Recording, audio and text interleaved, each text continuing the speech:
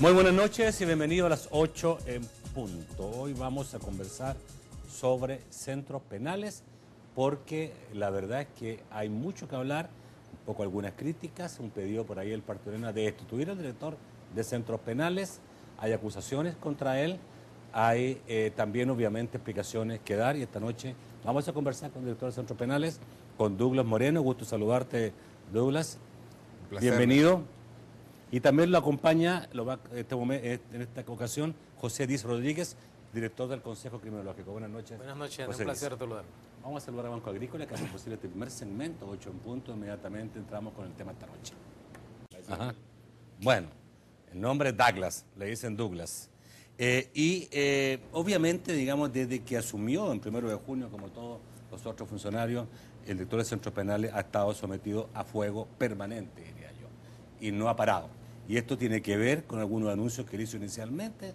Entró al puesto y dijo que iba a humanizar el sistema penitenciario y junto con eso, digamos, ¿cierto? Dijo que iba a anular algún tipo de práctica, como el uso de grilletes en los pies, que iba a aumentar las visitas en el penal de máxima seguridad y que iba a abolir los registros en los genitales, ¿no? Días después, el presidente dijo que no lo hiciera, que le pidió, digamos, que tuviera cuidado con eso. El director de SOSPRE dijo que no lo iba a hacer por mientras, pero sí que iba a tecnologizar o tecnificar los controles en los centros penales y además que iba a depurar, que había muchos custodios que obviamente estaban bajo investigación y fuertes sospechas de estar implicados en la comisión de delitos junto con reos. ¿Qué ha pasado? Bueno, Nacho, buenas noches. Te doy las gracias por esta oportunidad que nos permites de dirigirnos al pueblo salvadoreño. Realmente es de aprovechar este prestigioso programa tuyo, el rating, el nivel de audiencia que tiene, y uno no puede dejar de hablar de este tema, pero hay que abordarlo necesariamente desde dos enfoques. Es obligatorio abordarlo desde dos enfoques.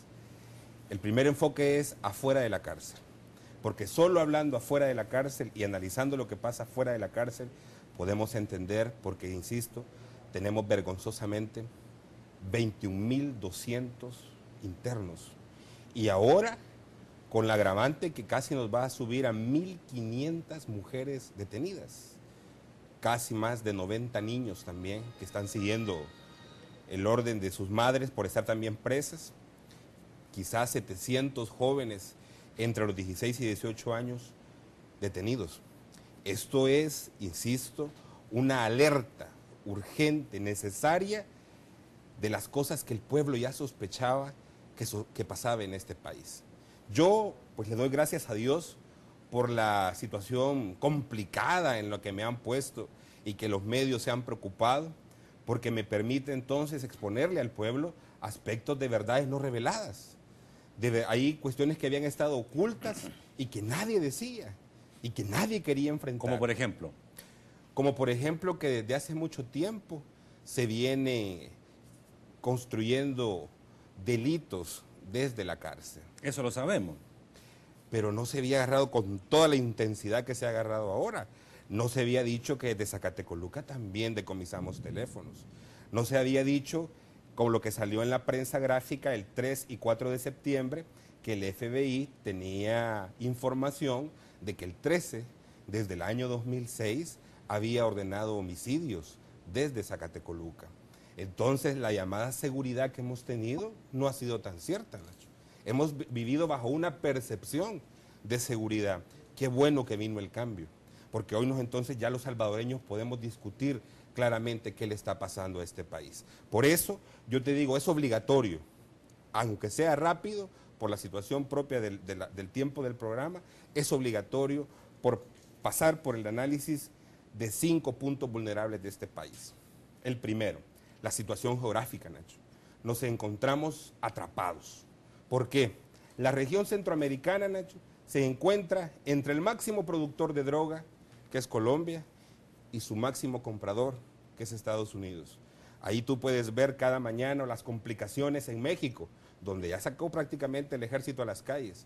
Tú puedes ver las realidades de Centroamérica, en el sentido de ver en Guatemala que las personas que estaban involucradas en la muerte de nuestros diputados fueron masacradas dentro del penal. Recientemente fue matado un director y su personal dentro del sistema penitenciario. Y en México aún peor. Entraron con las puertas abiertas a una cárcel, sacaron a los internos que se iban a llevar 4 o 5, salieron sin haber tirado un balazo. Eso, primera vulnerabilidad, la situación geográfica. El subdesarrollo histórico, Nacho. El subdesarrollo histórico que nos sigue afectando y nos va a seguir afectando hasta que no nos sentemos toda esta sociedad y les replanteemos y repensemos el país. Tercera vulnerabilidad, poca capacidad de la justicia penal.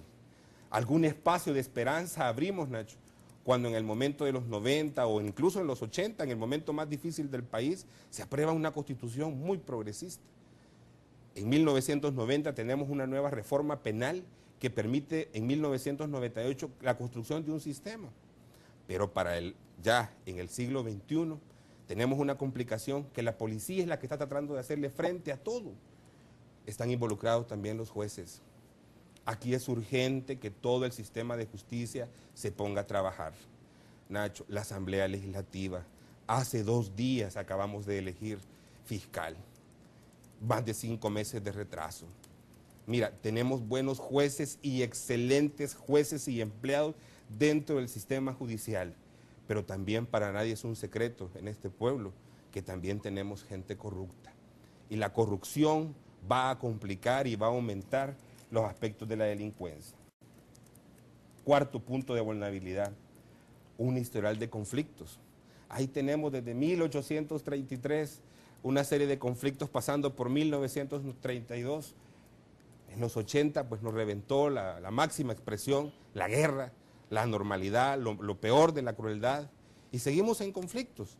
Hoy no pasamos de terminar la transición, es necesario enfrentar la transición.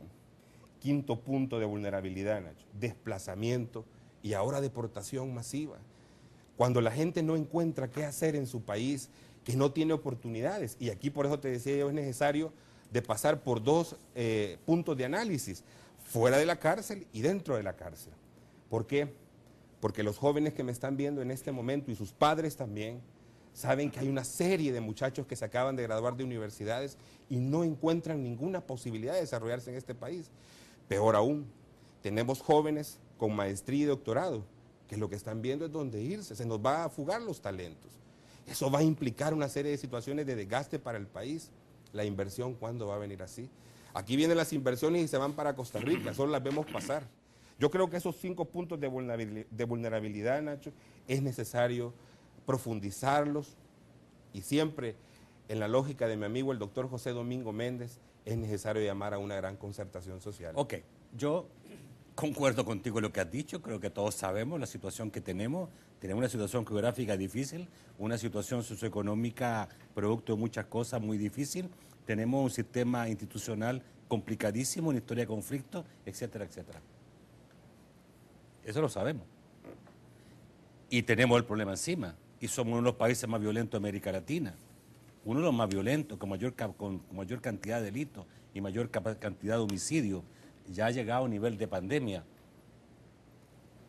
Y eso lo sabemos, y hemos hecho todos los estudios ido por haber, pero nosotros necesitamos una dirección de centros penales absolutamente confiable en el control de quienes son depositados en los centros penales, ¿ya? Eso es lo más importante, por lo tanto, digamos, ¿cierto? Lo primero es decir, el director de centros penales,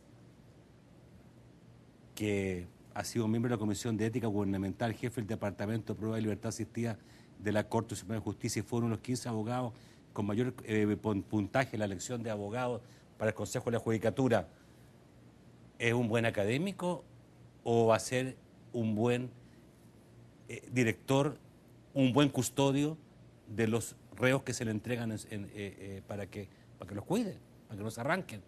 Pregunto esto porque tengo la impresión que puedes tener muy buenos análisis, pero no sé, digamos, si esa misma persona que tiene mucho conocimiento va a ser un buen custodio jefe de todo el sistema penitenciario.